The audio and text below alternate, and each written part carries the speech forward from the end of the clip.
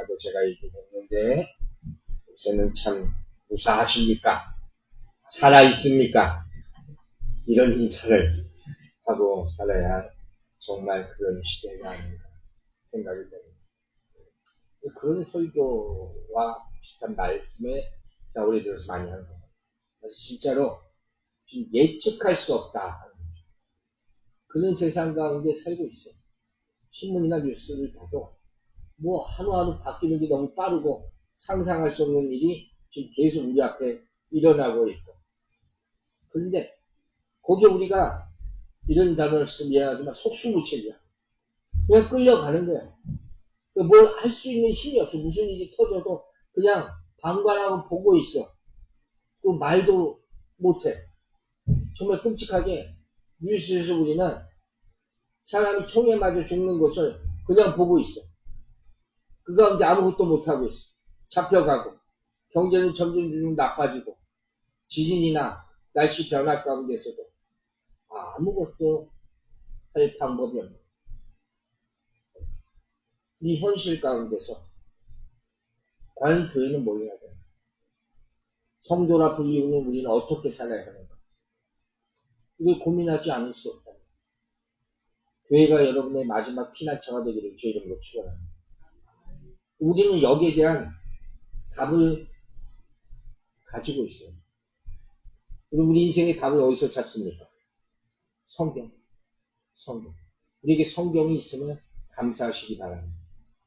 먼저 하나님 주신 말씀을 하나 할게요. 전도서 7장 14절 말씀이에요. 이렇게 쓰여있어요. 형통한 날에는 기뻐하고 당연히 그렇겠죠. 그 다음에 뭐라 했어요? 곤고한 날에는 되돌아보아라.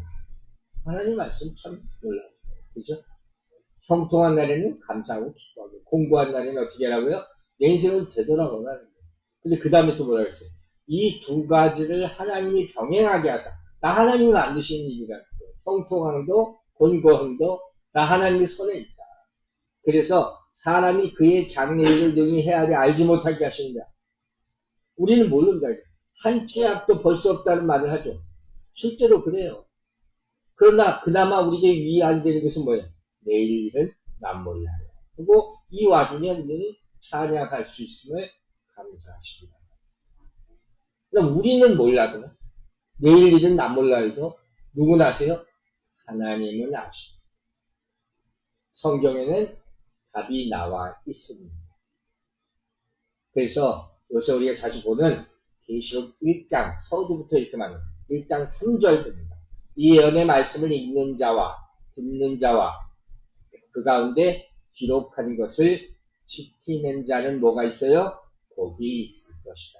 때가 가까웁니다. 바꿔 말하면 마지막 때가 가까울 때는 반드시 이 말씀을 읽으라는 거예요. 그 사람은 살 줄로 믿습니다. 그리고 또 한 가지 제가 덧붙여서 부르짖으라. 환난날에 부르짖으라. 그게 바로 시편 50편의 말씀이에요. 50편 15절. 환난날에 나를 부르라. 내가 너를 건지리니 내가 나를 영화롭게 하리로다. 아멘. 그럼 부르짖으세요. 가만히 있지 말고 부르짖어야 할 때. 교회가 일어나서 마지막 때, 이 어려운 때가 왔을 때 함께 기도해야 될 때임을 믿으시기 바랍니다. 그래서 저는 주에 보시면 알겠지만 이번 마지막 주일부터 기도회를 시작을 합니다. 부르짖어서 하나님의 은혜 받고 하나님의 뜻이 이 땅에 이 교회에 이루어지기를 주의 이름으로 축원합니다. 자, 먼저 우리가 오늘 이 상황을 보면서 생각해야 될 것은 많은 사람들이 물어보는 거예요. 목사님, 지금 진짜 환난인가요? 여러분 어떻게 생각하세요? 사람은 다 틀 수 있어요. 지금이 진짜 환난인가? 지금 개인적인 생각일 수가 있다는 거예요. 그걸 환난인지 아닌지 어떻게 아는 거예요? 사람 살다 보면 어떤 사람은 나는 힘들어 죽겠는데 막 웃고 다니는 사람들이 있단 말이에요. 뭐가 환난인지 참 얘기가 쉽지 않은 거예요. 그리고 우리가 살다 보면 항상 어렵대. 장사하는 사람들이 항상 장사 잘 된다는 얘기 들은 적 있어요. 그래서 죽겠다고 그러죠. 항상 살기가 어렵고 제가 먼저 여러분한테 질문하려고. 여러분 살다가 일단 살 만큼 살았어요. 기쁜 날이 많았어요? 슬픈 날이 많았어요? 참 말도 안 되는 질문합니다. 기쁜 날이 더 많았어요? 슬픈 날이 더 많았어요? 이거 뭐 생각할 게 뭐가 있어? 이거 계산하면 안 되는 거예요. 자, 그러면 더 가까이. 지난 한 주가 힘들었어요? 아니면 그냥 평탄했어요? 저는 지난 한 주 너무 힘들었어요. 너무 육체적으로 너무 피곤, 너무 힘든 한 주였어요. 근데 가끔가다 이럴 수. 그냥 그저 그랬어요? 아니면 잊어버려. 그 사람들이 우리가 그래요. 금방 잊어버려요. 근데 그렇게 잊어버리고만 살면 저 개인적으로 그 인생은 별 의미가 없는 거예요. 그냥 의미 없이 쳇바퀴 돌듯이 하루하루 지나간다. 이건 참 안타까운 거예요. 제가 그 문제에 대해서 참 고민을 많이 해요, 개인적으로. 이렇게 내가 나이를 하루 먹고 그냥 살다가 하늘나라 가는데 의미가 있는가? 그럼 어떻게 살아야 되나? 첫째는 뭐예요? 내 자신의 현실에 좌절하지 말라는 거예요. 힘들지? 그래서 절대로 포기하지 마시기 바랍니다. 그리고 중요한 것이 여러분이 부딪히는 상황이 있잖아요. 그리고 사람과의 관계의 의미를 부여하세요. 어떤 것도 우연이라는 것은 없습니다. 있습니까? 근데 그렇게 살다 보면 그 하루하루에 큰 가치가 있는 거예요. 아무것도 아닌 게 아니다. 저는 여러분들을 보면서 많이 느껴요. 서집사를 보니까 전도하면서 보람을 많이 느끼죠. 큰 가치를 또 우리 박 집사님 같은 경우는 뭘 나눠 음식 같은 걸 나누면서 기쁨을 느껴요. 여러분 제가 가만히 생각해 보니까 이건 절대로 가벼운 일이 아니에요. 여러분의 인생의 순간순간에 기쁨이 있게 되기를 주 이름으로 축원합니다. 그럼 다시 내가 질문을 하면 여러분 삶 가운데 행복한 날이 많아요? 슬픈 날이 많아요? 당연히 행복한 날이 많을 줄로 믿습니다. 우리는 기본적으로 개인이잖아요. 그래서 굉장히 이기적이에요. 그렇기 때문에 생각하는 것도 다 이래. 자기 이름이, 자기 아픔, 고통 이런 것이 세상에서 제일 커. 내가 제일 고행한 사람. 이렇게 생각하는 사람 의외로 많아요. 그리스도인에도 불구하고. 항상 목사님한테 와서 목사님, 내가 너무 힘들어. 항상 힘들어. 어떻게 항상 힘들 수가 있나? 그럼 벌써 이렇게 살 수가. 이때 중요한 것은 지금이 환란이건 아니건 그게 중요한 게 아니라 하나님이 함께 하신다는 사실을 깨닫고 삽니다. 그리고 하나님께 의지하시기 바랍니다. 그걸 깨닫는 것이 말씀이고 의지하는 것이 기도임을 믿고 행하시기를 주의 이름으로 축원합니다. 그럴 때 여러분의 인생의 상황이 차츰차츰 아니면 한 번에 변화될 줄로 믿습니다. 그럼 저는 한 주간이 좀 그랬어요. 오랜만에 정말 만난 분들이 있었어요. 한 분은 몇 개월 만에 우연히 봤고 또 한 분은 정말 몇 년 만에 봤어요. 전혀 생각도 못하는 거예요. 또 그걸 보면 저는 뭘 느꼈냐면 하나님이 뭔가 일하고 계시고 너무 반가운 만남이에요. 하나님이 뭔가 일하고 계시고 우리는 그 자리에 있으면 돼요. 자, 오늘 우리가 계시록 2장을 봤어요. 계시록 2장부터는 당시 소아시아에 있는 7교회에 대한 말씀이 나와요. 에베소 교회부터 쭉 나온단 말이에요. 근데 그때 7교회에 전해주는 말씀일 뿐만 아니라 세대를 초월한 이 세대에도 오늘날에도 적용되는 말씀. 그러니까 7교회라는 것이 교회의 모습, 7가지 교회의 모습을 통틀어서 예를 들어서 설명하는 거예요. 그 중에 오늘 우리가 어떤 교회를 봐요? 서머나 교회. 서머나 교회. 지역 이름이죠. 그런데 이 서머나 교회가 계시록에 나오는 7교회 가운데 유일한 특징이 뭔지 아세요? 다 하나님으로부터 칭찬도 받고 책망도 받거든요. 책망을 많이 받고. 이 교회만큼은 칭찬만 받은 교회입니다. 우리 교회가 하나님으로부터 칭찬받는 교회 되기를 주의 이름으로 축원합니다. 정말 이게 얼마나 큰 바람이지 뭐. 그러면서 예수님께서 먼저 이렇게 말씀하시는 거예요. 자, 계시록 2장 9절부터 봅시다. 내가 내 환난과 궁핍을 알거니와 실상은 내가 부여하잖아.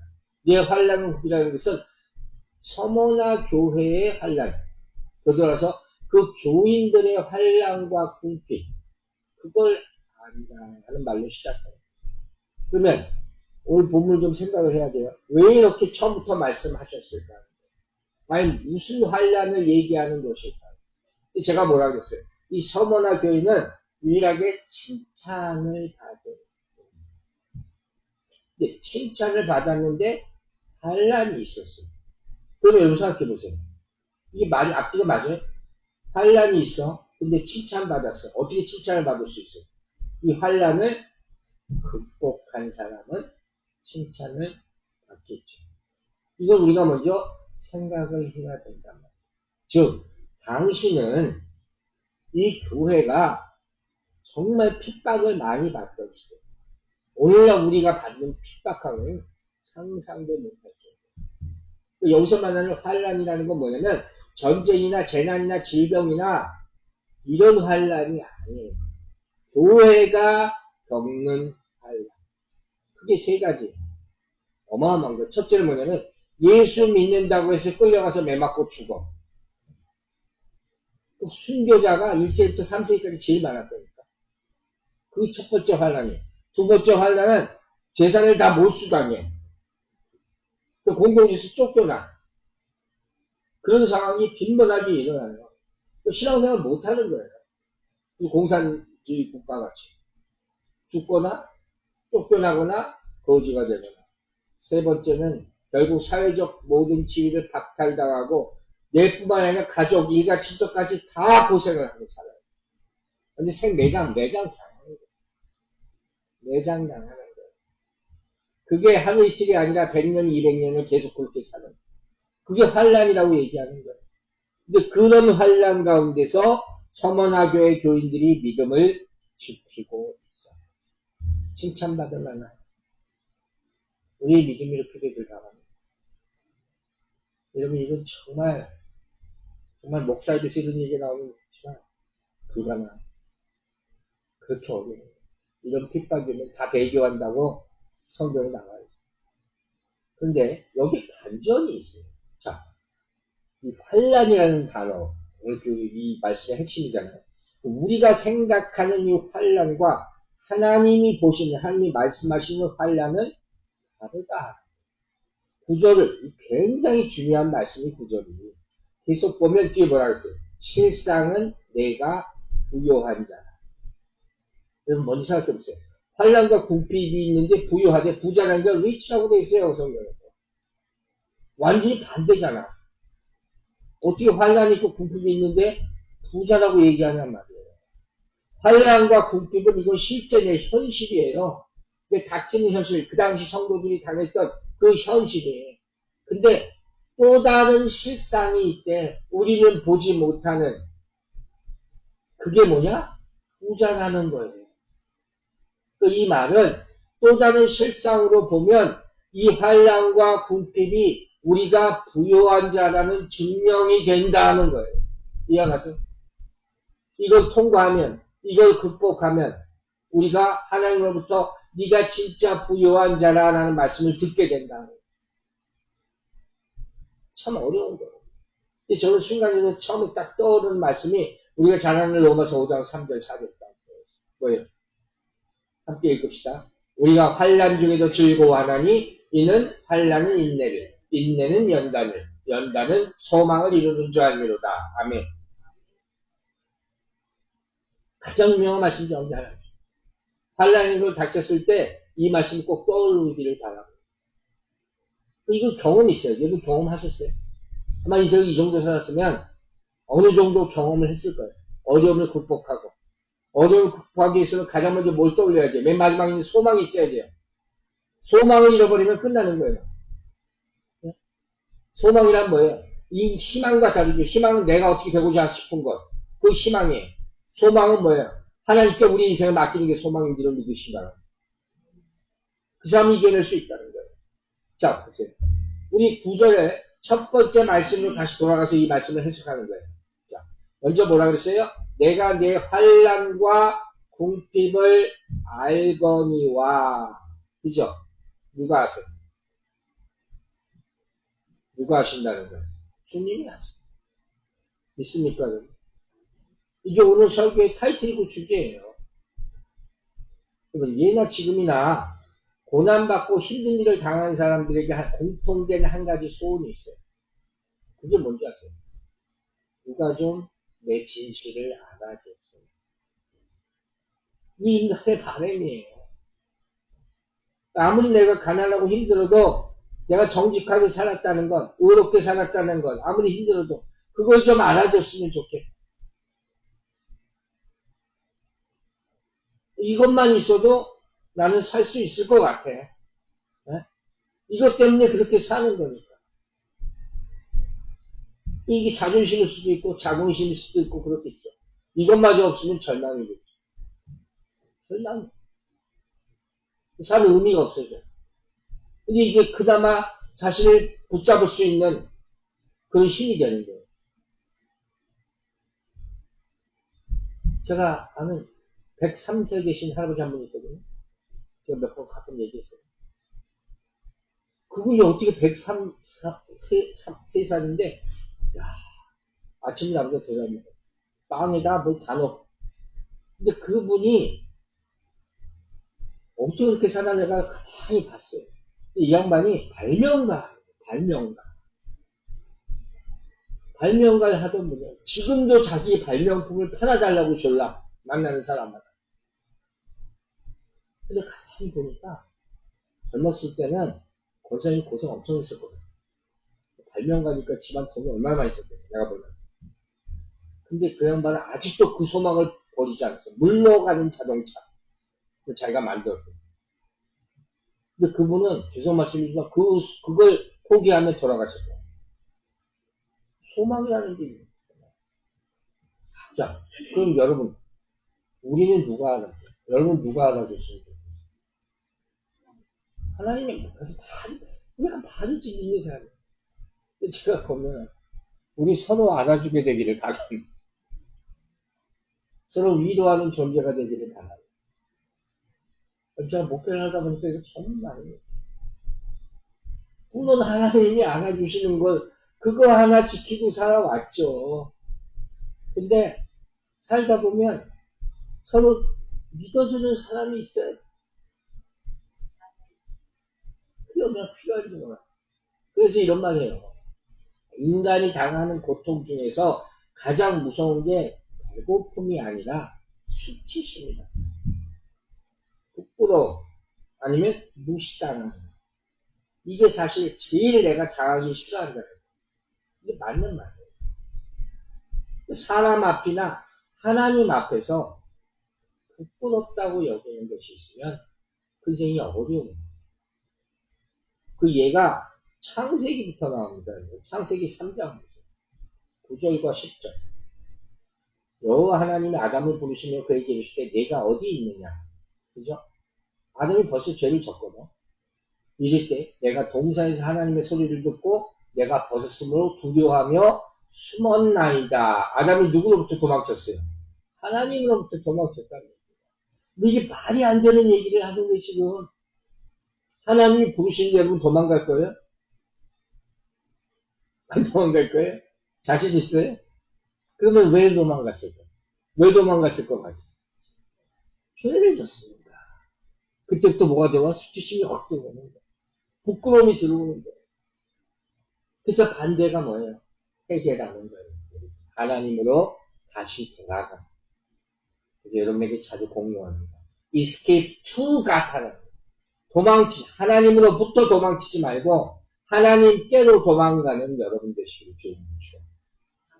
그게 살 길이란 말이에요. 우리 인생의 문제가 있는데 하나가 이런 거예요. 누가 나를 인정해주지 않아, 알아주지 않아, 아무도 동정해주지 않아.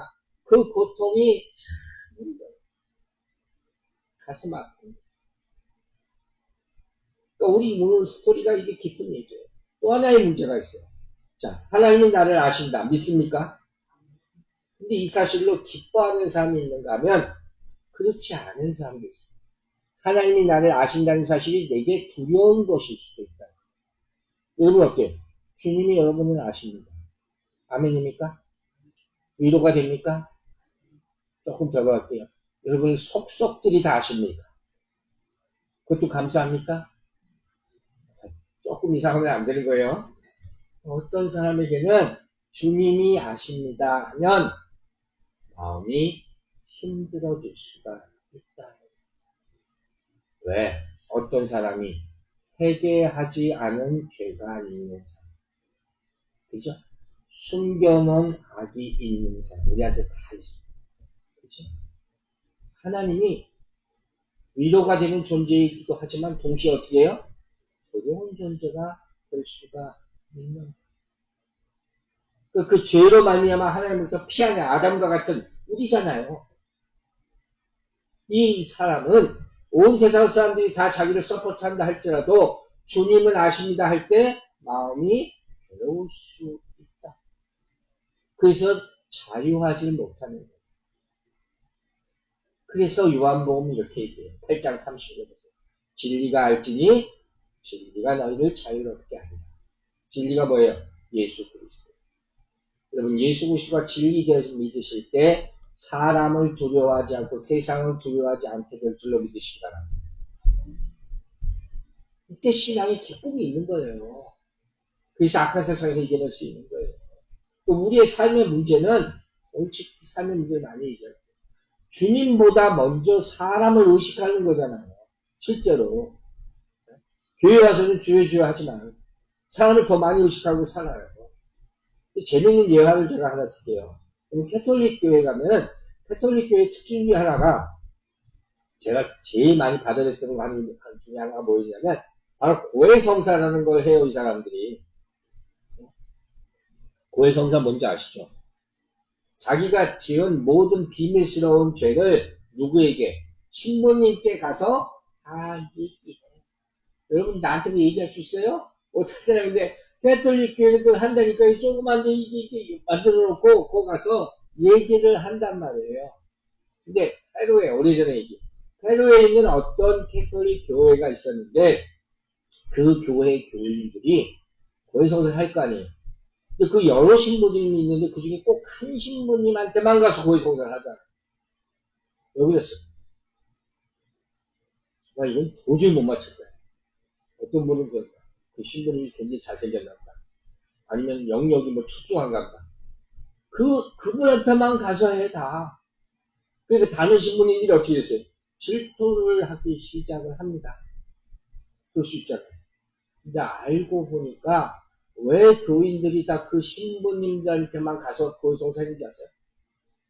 그 신부님이 귀머거리야. 상상이 안 가죠? 상상이 안 가. 그죠? 이게 무슨 소리야? 죄는 고해야 돼. 고하고 싶지만 신부라도 사람이잖아. 그러니까 그 사람이 알기를 원하지 않아. 이게 인간. 이게 인간. 물론, 그죠? 자, 여러분. 여러분의 진실, 여러분의 실체, 실상은 누가 알아요? 진짜? 여러분만 알지 뭐. 자식도 모르고, 남편도 모르고, 몰라요. 그죠? 그럼 또 한 가지.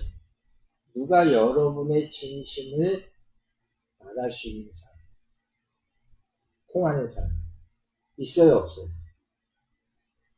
있게 되기를 바랍니다. 그러나, 내 진짜 진실은 누구만 아세요? 그리스도만 아시죠. 그리스도만 아시죠. 그렇기 때문에 우리는 주님 앞에서 정직해야 돼. 진실해야 돼. 회개해야 될 줄로 믿습니다. 그래서 그렇게 할 때 하나님이 아시고 또한 하나님만이 아신다는 사실로 인해서 우리는 기쁘고 감사할 수 있다. 위로를 얻게 됩니다. 이게 바로 그리스도인의 용기, 그리스도인의 지혜입니다. 여러분 사람 앞에 안 해도 돼요. 그러나 하나님 앞에서는 진실되게 교제할 수 있게 되기를 주의 이름으로 축원합니다. 여러분, 주님은 우리 마음의 중심을 다 보고 계십니다. 우리의 모든 지실된 행위, 여러분 이제까지 해왔던 거 다 보고 계신 줄로 믿으시기 바랍니다. 여러분의 충성을 아실 줄로 믿으시기 바랍니다. 그리고 오늘 본문이 얘기하는 개인과 세상의 환란이 무엇인지를 아시고 그 환란의 배후에 누가 있는지도 아시고 그들이 어떤 악한 계계로 우리를 힘들게 하는지도 아신다. 그래서 계시록 2장 9절이 이렇게 얘기해요. 자칭 유대인이라는 자들의 비방도 알거든. 유대인들이 가짜 유대인이지. 예수 믿는 사람들이 핍박하는 거예요. 그래서 뭐라고 했어요? 실상은 유대인이 아니요 사탄에 해당해요. 여러분 마지막 때 우리가 제일 조심할 게 뭐예요? 분별하는 거예요. 거짓 선지자들이 얼마나 많은지 몰라. 분별하시기 바랍니다. 분별하시기 바랍니다. 자, 여기에 또 하나 주님이 알고 있는 게 있어요. 우리는 이해 못하는 거. 바로 환난과 궁핍의 뒤에 배후에 있는 실상이다. 환난과 궁핍은 우리의 현실이잖아요. 배후에 뭔가 있어. 진짜가 있어. 그게 뭐냐? 영적인 하나님의 주신 축복입니다. 자, 계시록 2장 9절 다시 봅니다. 내가 내 환난과 궁핍을 알거니와 실상은 뭐예요? 내가 부요한 자니라. 처음에 봤어. 근데 지금 이걸 마지막에 얘기하는 거야. 여러분 부유합니까? 여러분 부자입니까? 진짜 그렇게 얘기할 수 있습니까? 아멘. 그런데 조금 나옵니다. 자, 그러면 도대체 뭐가 부자란 말인가? 이걸 알아야 돼요. 뭐에 대해서 부유하다? 그냥 위로해 주려고 하는 말입니다. 주님이 우리 보고 부유한 자라고 말씀하시는 이유 첫 번째는 서머나 교회 교인들의 믿음으로 말입니다. 믿음이 부유한 자가 되기를 주의 이름으로 축원합니다. 계시록 5장 10절 이렇게 나와 있어요. 죽임을 당하신 어린 양은 어린 십자가에 죽으셨잖아요. 예수 그리스도께서. 그런데 능력과 부와 지혜와 힘과 존귀와 영광과 찬송을 받으시기에 합당하도다. 아멘. 할렐루야. 죽은 자들에게 찬양하는 사람은 기독교인들밖에 없어요. 그게 믿음의 부유함이에요. 아시겠어요? 세상은 못하는 걸 하는 거예요. 계시록 3장을 보면 라오디게아 교회라는 교회가 있어요. 이 교회의 실상이 어떠냐면 이 교회 서마나 교회에서 주님께서 부유하시다는 말씀과 정반대의 삶을 살고 있던 사람들. 자, 계시록 3장 17절에서 내가 말하기를 나는 부자라 부유하여 부족한 것이 없다 하나. 라오디게아 교회라는 게 굉장히 부자 교회였어요. 부자들이 많은 교회였나 봐요. 그런데 그 다음 뭐라고 했어요? 내 곤고한 것과 가련한 것과 가난한 것과 눈먼 것과 벌거벗으면서 알지 못한도다. 물질을 많이 가지고 있을지 모르지만 영적으로는 최악이었다는 거예요. 그래서 하나님께 책망 받을 수밖에 없는 거예요. 오늘날도 마찬가지예요. 그럼 세상에 부자교회라는 교회가 얼마나 많은지 아세요? 제가 미국 처음에 왔을 때 갔던 교회 중에 하나는 방문했던 교회죠. 무슨 안창호 선생님인가? 뭐 그분이 세웠다는 교회. 그러면서 그 장로님이 헌금 얼마나 많은지 모른다고 적용한 거. 그거 나한테 자랑하고 있더라고요. 그걸 내가 또 갖게 싸움 났겠어. 절대 안 그랬어. 자, 여러분, 우리 교회는 물질로도 영적으로 더 부자인 교회가 되기를 주의 이름으로 축원합니다. 항상 그거 생각하세요. 환난 때 이게 사단이 공격하는 거예요. 물질의 풍요와 영적 풍요 뭐가 더 중요해요? 물질의 풍요는 한순간에 없어져요. 정말 한순간에 없어진다 여러분. 그런 일이 보게 될 때 계속 있어요. 과연 우리의 딜레마는 뭐냐면 말씀을 듣잖아. 실질적으로. 네? 영적인 풍요 여러분 믿음이라는 것이 물질의 공격과 물질의 궁핍 이걸 이겨낼 수 있겠느냐 하는 거예요. 이길 수 있겠어요? 이겨내시기 바랍니다. 평생 이렇게 살아왔기 때문에 감히 얘기할 수 있어요. 근데 성도의 부라는 것은 절대 이 땅에서 여러분이 가지고 있는 소유로 측정되는 게 아니에요. 하나님 그렇게 말씀하시는 거예요. 누가복음 12장 21절에서. 자기를 위하여 재물을 쌓아두고 땅에 하나님께 대해 부여하지 못한 자가 이와 같다. 부자가 아니라는 거예요. 그럼 성경이 말하는 부라는 게 뭔가 정확하게 얘기를 할게요. 히브리서 11장 26절에 그리스도를 위하여 받는 수모를 이 모세 이야기예요. 애굽의 모든 부하보다 더 큰 재물로 여겼나. 네? 그리스도를 위하여 받는 수모 이게 물질보다 더 중요하게 이게 부요함이다. 예수 그리스도 때문에 핍박받고 고난받고 가난해진 사람들을 향해서 성경은 네가 부자.